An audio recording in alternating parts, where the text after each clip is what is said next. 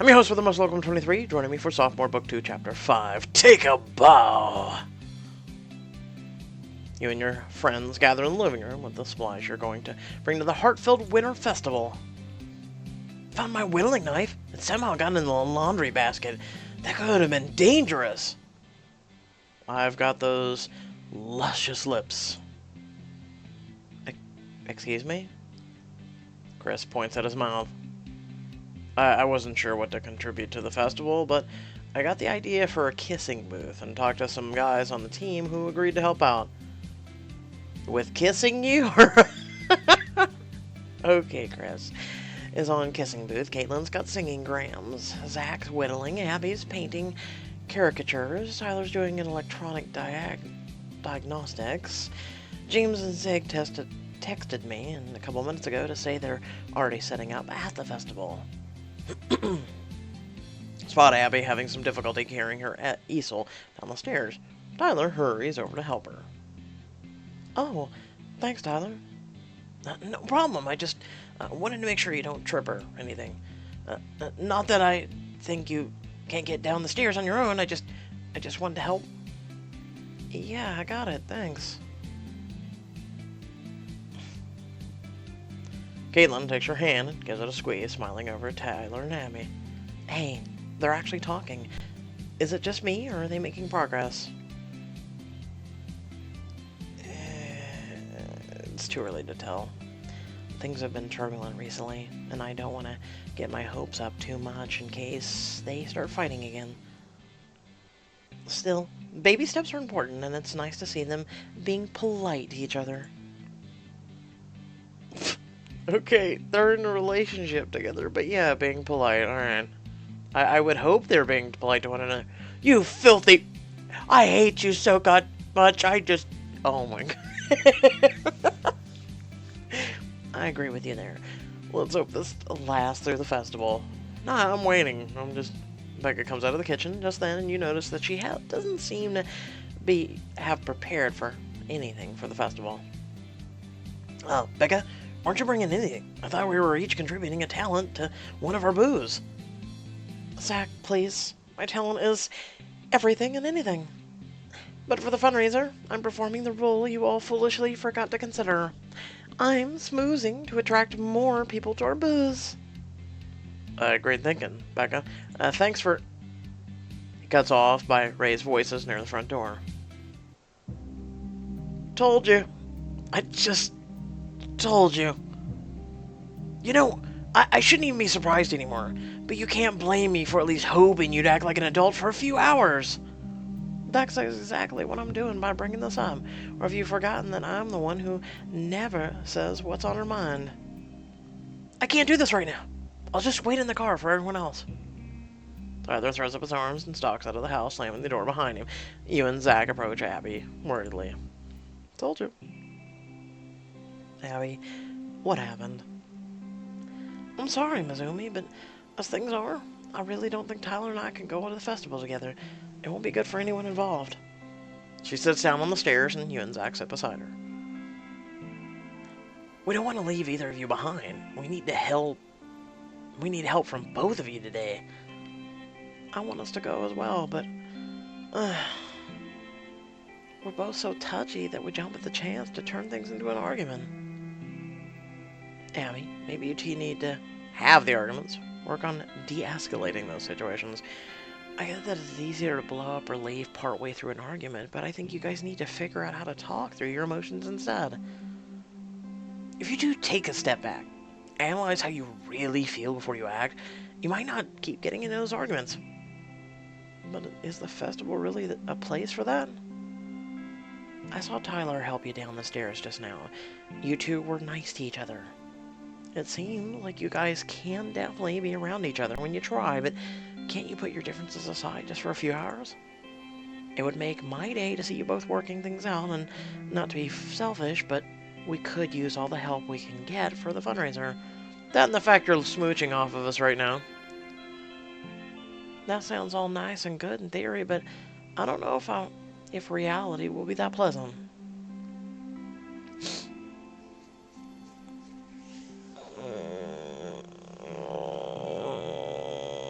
This is a diamond choice?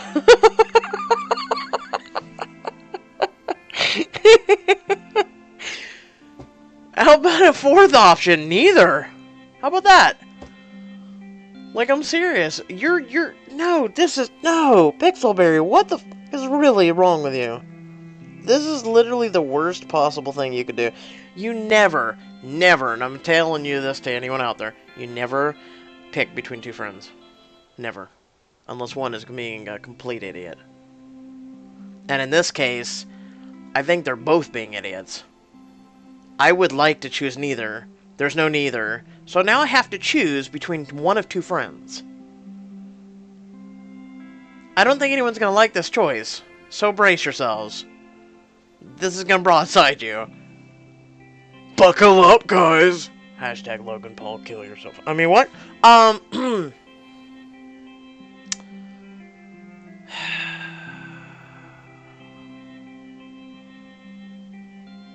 I can't believe this is a diamond choice. I'm just staring at the screen and going, really?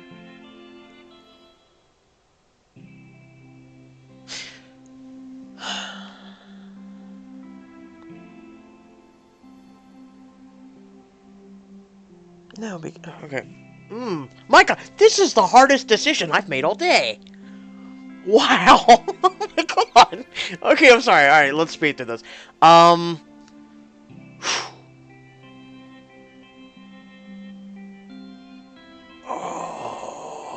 I want to go with Abby because I look back at freshman when she didn't want to give up on Caitlin. I mean, Tyler won't be attending the festival again. You've been with us every step of the way dealing with these house problems, and you've put a lot of into this fundraiser. And I've got the easel ready. And you've got your easel ready. If I had to pick, I'd rather have you there. Thanks, Mizumi, but I'm sorry about Tyler, but I appreciate you letting me help you. Return to the rest of your friends. Let's get the show on the road. Wow. Hey, Tyler, get the hell out of the car. You and your friends troop out the front door and make your way to the festival. We're not even going to address the fact that we're telling Tyler to piss off. Oh, okay. Alright. You arrive to find Zach and James already set up at their booths. Zeg is making espressos for a long line of chilly customers. Here you go, man. I tried to make a goat in the foam, but it ended up looking kind of funny. We've seen this guy before, haven't we? It's been a while, though. Dude, that looks awesome. I almost feel bad that I'm gonna drink this little guy. He notices you and waves. Hi, guys. James and I kept these booths open for you. Thanks. You do look busy. James looks from his booth while he's helping a freshman with a writing assignment. It's just another day for a TA. You and your friends set up your booths while Becca heads into the park to gather patrons, and Chris tracks down some of his team members. Soon things are in full swing. Abby paints caricatures at the booth beside Zach, who's whittling designs out of pieces of fallen branches gathered from around the park. And there you go! One three-headed moose for your mantle. Stop by again. Snap your attention to Claire, who stands in front of your booth with her arms crossed.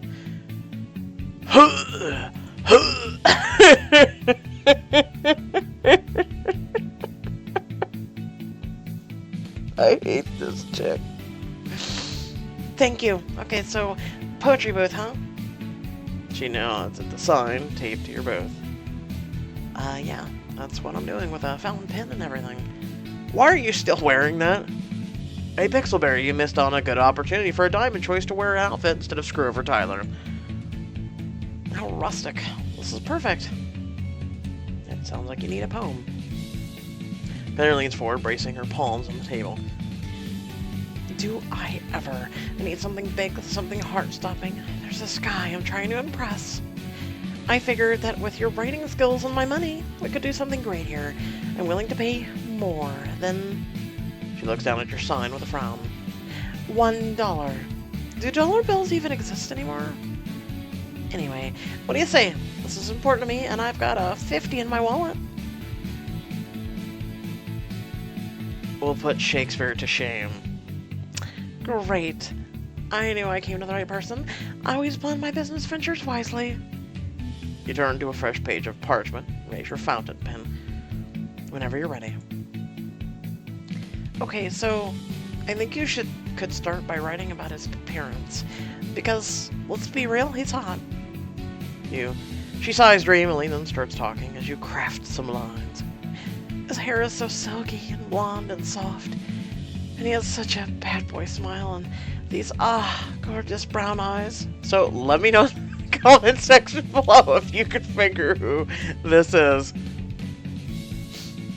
I'm thinking the guy from The Cruise.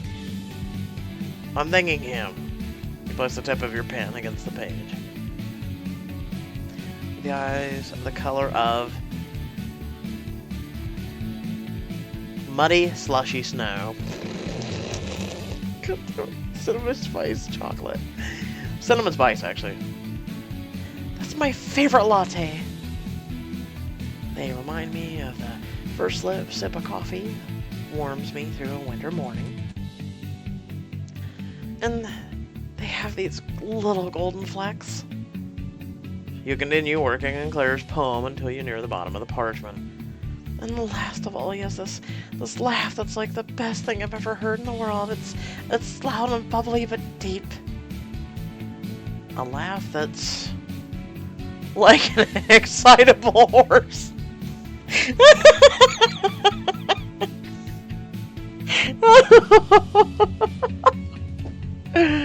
Oh, that's contagious. That makes every room feel full.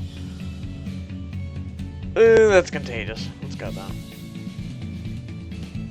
That makes it sound like he's got a cold or something. And trust me here. When he laughs, it's hard not to join in. I hope he's happy every day so that his laughter can continue to ring true. I do hope he's happy every day. You hand your finished poem over to Claire. She skims it over a thoughtful expression on her face. This is the best poem I've ever read, and I had to read Shakespeare in high school, though personally I wasn't a fan. Thanks so much, Mizumi. I think he's totally asked me to date in the winter formal. She takes out her wallet and hands you a 50 before leaving with a wave. No problem. Make sure to send people this way for some top-notch poetry. Sure thing. I'm telling everyone I see. Wow. Yeah, she has been declared.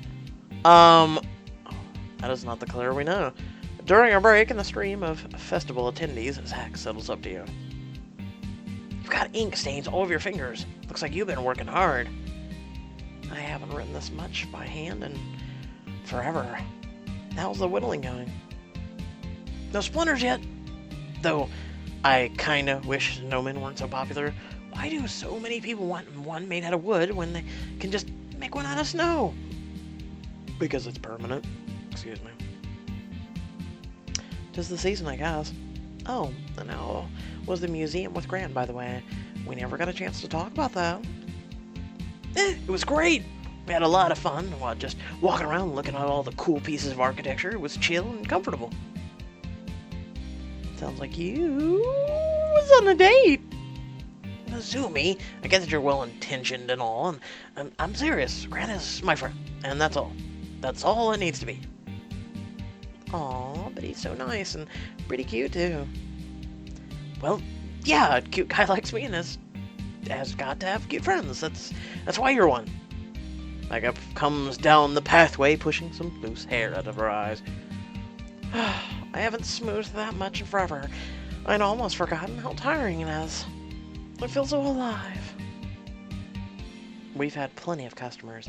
Thanks for your hard work, Becca. Get this. Some of the clubs were willing to send over their own members, but only if I played their games. Talk about a hard bargain. That sounds pretty fair to me, considering you were trying to take people away from their booze. Psh, whatever. I even politely approached the Dungeons and Dragons... Oh my god, I was gonna say Dungeons and Dragons, but it says Dungeons and Dorks. Dorks Club? And they tried to make me play an orc, so no, that wasn't happening. Mizumi, why don't you take a break from writing and see if you can get some of the other clubs to send their members over? They got the money. Yeah, we're earning way more money by inviting people over than we will just waiting for people to show up. Oh look, more diamonds! That sounds like, this would take us up to about 40 diamonds so far in this chapter. Like too much work. No one said raising money wouldn't be work, Mizumi. It's just that I'd rather not leave my booth empty. Besides, I'm working. A couple of freshmen approach your table. And business is still booming. Finish up a successful day at the festival and spend the evening getting ready for your book launch. Oh yeah, I forgot about that. Later that night, you open your closet to select your outfit for the evening. Wait, there's more! Let's not stop at 40 diamonds.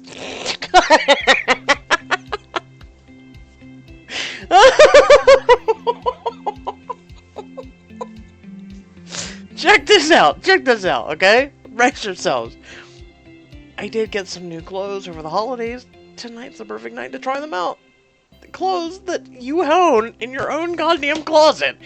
Clothes, check this out. You own these clothes. Diamonds. We're going to charge you to put them on. Okay? You own them. We're going to charge you to put them on. Alright, take it down. Take it down a notch. The blouse and the fury. Make your best impression in this literary ensemble. Infinite dress. Go for a modern look at your book launch with this unique dress, or... Hi, I was working out at the gym.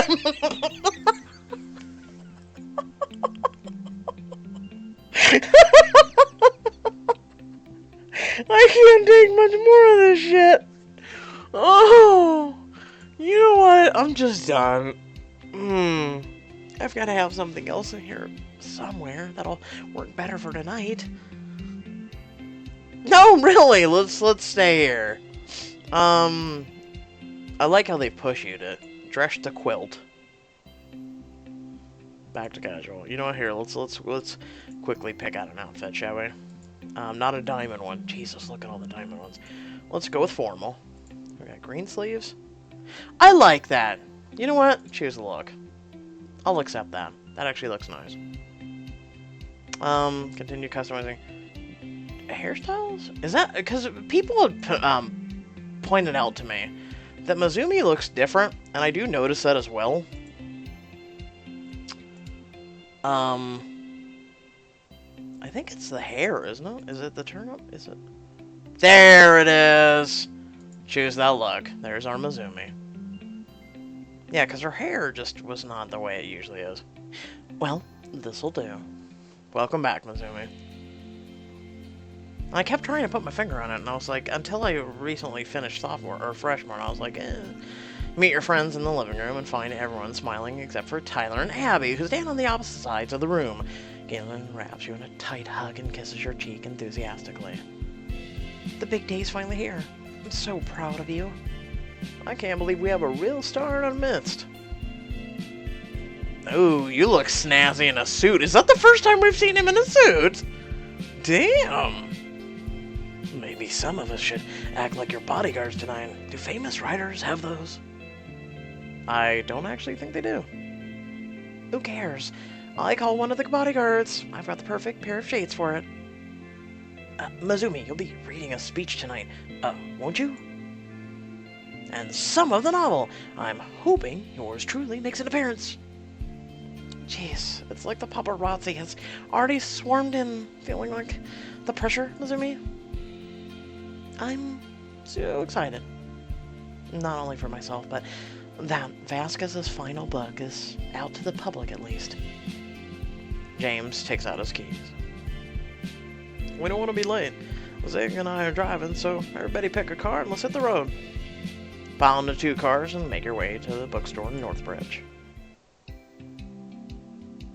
I saw that. It said the freshman on the side. You arrive to find a bookstore set up for reading. Patrons mill around, some examining the book display. Gabriella spots you and approaches with a smile. I like that poster. Get lost! Oh wow, she looks pretty. Mizumi, there you are! She smiles around at all your friends. Thank you so much for coming. You must be so proud of Mizumi as I am, and as my father would have been. Proud, impressed, amazed, awed, you name it. And we joked that she's a mom around the house, but Soon we're going to have to promote her to international best-selling author. And Mom. Just keep with them. You all laugh, giddy with excitement. How's Rico doing, Gabriella? Gabriella sighs, a twinkle in her eyes. He's growing so fast. Parenthood hasn't been without its share of hardships, but he's such a delight. Dad would have loved him to pieces. Charles has been a big help. He's watching Rico tonight, so I could come out here and witness your big moment. Ooh, so we have a name for the man now she's been dating. Maybe it'll become a thing and we'll meet him. Mizumi, I'm so happy you get your share of the limelight at last. Do I really have to? Gabriella puts a comforting hand on your shoulder. I know this may be a bit intimidating for you, Mizumi, but you helped make this happen. I know you'll do fine. She smiles around at your friends. And you've got all your friends here to support you. I hope I do Professor Vasquez proud tonight. You already have. It looks like it's just about time to start. If you'll excuse me, I'll get the patron's attention. She heads up to the podium and clears her throat. You know, I have Professor Vasquez's voice that I gave him in my head right now. And it's like, I want to use it. I wish I could, but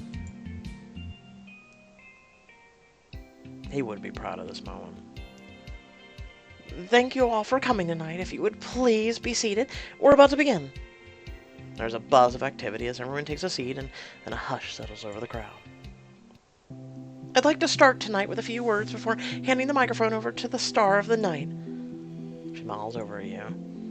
Mizumi, I've said it before, but once again I'll say it. I'd like to express how grateful I am for all that you've done for this book, for my father. My father would be so proud of what you finished, but just as I am, to be able to see his final work in print fills me with so much joy. She looks out over the crowd.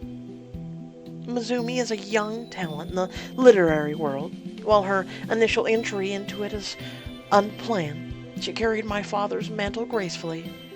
The Freshman is a novel full of conflict, romance, friendship, and most of all, it's full of heart and made me pine for my college years. I hope you all will enjoy it as much as I have, and Mizumi, I hope you'll be lucky enough to see more writing from you in the future. The crowd applauds as she leaves the microphone, and you head over to for your speech. You catch sight of your friends at the back of the room. Caitlin gives you a thumbs up. You clear your throat.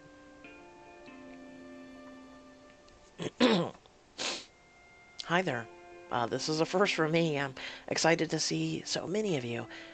I know you're waiting for a reading, but I'd like to give my own quick thanks first. There's so many people who have helped me out here, and I'm grateful to every single one of them. I'd also like to thank you for coming tonight to support not only me, but the late professor and mentor, Enrique Vasquez. I'd especially like to thank Professor Vasquez. He saw something in me when I was just a freshman with no idea where I would fit in at Hartfeld, and he demanded a lot of me, challenging me to always do better. When I began helping him on his novel, I didn't know how large of a role I'd play or how much of it would end up meaning to me. I'm grateful for the opportunity and for the people it made me. For the person it's made me, excuse me. Professor Vasquez trusted me with his novel, and I'm glad I could finish it in his memory. The crowd applauds, and you notice Gabriella wiping a tear from her eye. The passage I'm going to read details our protagonist's first encounter with a rather intimidating English professor. You open up the novel and begin reading. After the reading, you're milling around when you're approached by Gabriella, who draws you into a hug. I was hoping that they would pan away and we would get to revisit Vasquez. I was really hoping. Wonderful job with the reading, Mizumi. You're a lovely writer, but you sure know how to bring a story to life with your voice as well. Thank you, Gabriella. I spoke from the heart. I did want to ask how the home repairs are going. I got your email about the next inspection, and I plan to be there. Well, We held a fundraiser during the festival today, and we earned a fair amount of cash, but still have a lot of work ahead of us. It sounds like you're determined. Very. It was daunting at first. Well, it still is daunting, but this house is worth fighting for. We all feel that way. You and your friends have impressed me, Mizumi. I'm sorry I haven't been a great help, but I'm grateful that you've put so much effort into saving my father's house. I'll do my best to reimburse you for all expenses you rack up for paying these fixes. I'm proud of you for being so proactive about the situation. And on the subject of being proactive, there are plenty of big names here tonight. Why don't you walk around and make some connections? You bid Gabriella goodbye and start making your way around the bookstore. A man steps in front of you and holds out his hand. Mizumi, a pleasure. I'm Colin Harper of Polar Bear Publishing. I wanted to congratulate you on your release of your first novel. Take Colin's hand, shake it firmly. Thank you. It's a pleasure to meet you, too. I can't really call the novel my own, though. No need to be modest. I'm sure you know all about the Freshman's Rave pre-release reviews. That's got to feel pretty thrilling. Thrilling? Scary? I'm not exactly sure which. Colin laughs heartedly. That sounds like the first book jitters to me. Do you have any other literary masterpieces in the works? Actually, I have a lot of ideas for my next project. That's great to hear. If you have anything you'd like to share, I hope you'll contact us in the future. We'd be very interested in working with you. I appreciate your support. It means a lot considering I'm so new to the scene. James passes by and you take his arm. My good friend James here is a writer as well. James, this is Colin Harper. Colin, this is James Ashton. James shakes Colin's hand eagerly. It's a pleasure to meet you, Mr. Harper. I'm very fond of Polar Bear's catalog. Thank you. Mizumi here says you write as well? Yes. My first play, Rosethorn Park, was actually turned into a Hollywood film. Oh, yes, I've seen the trailer for that. The premise seems a little rehashed and predictable.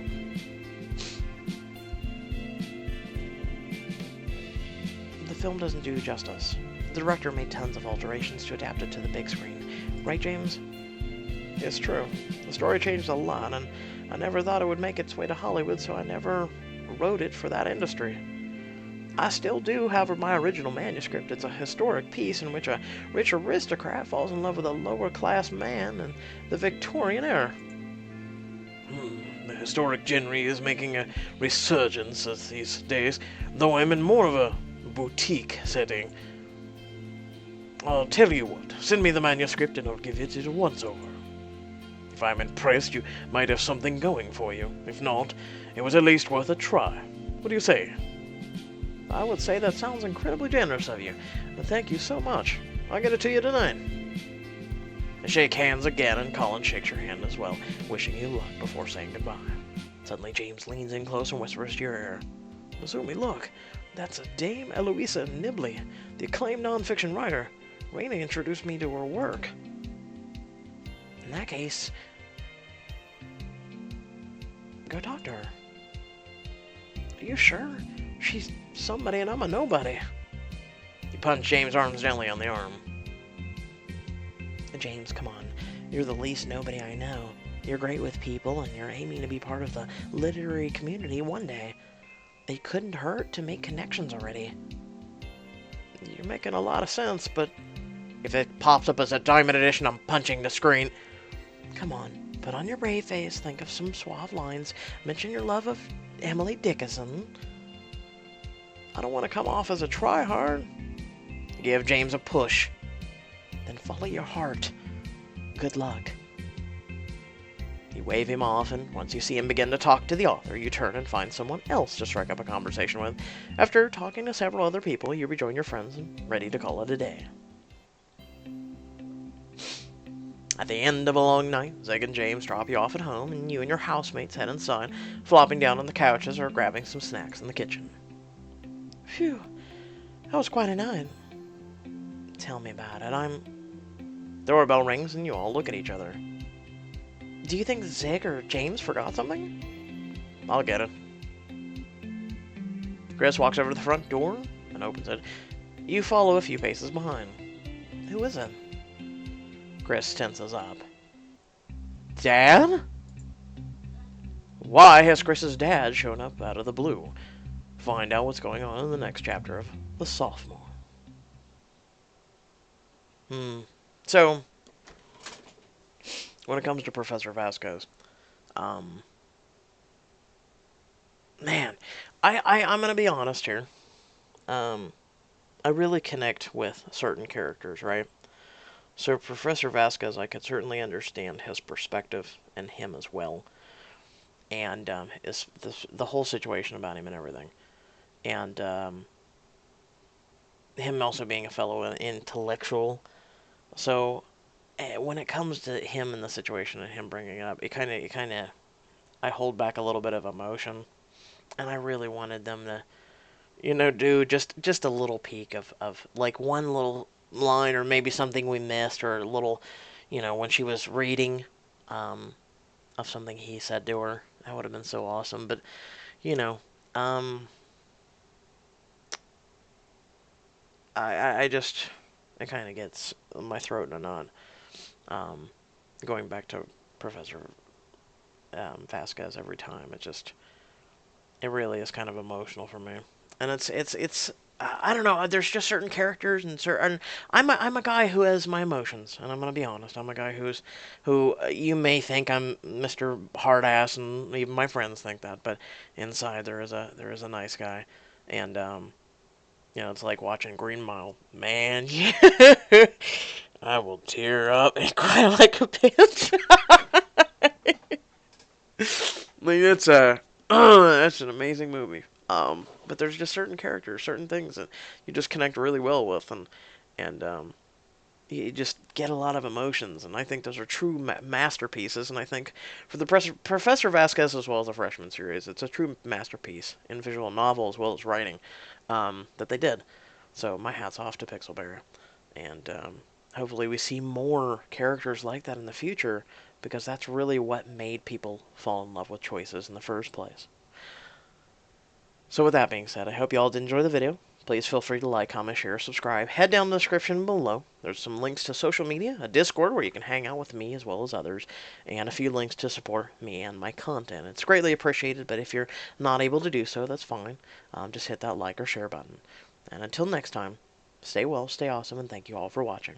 Peace.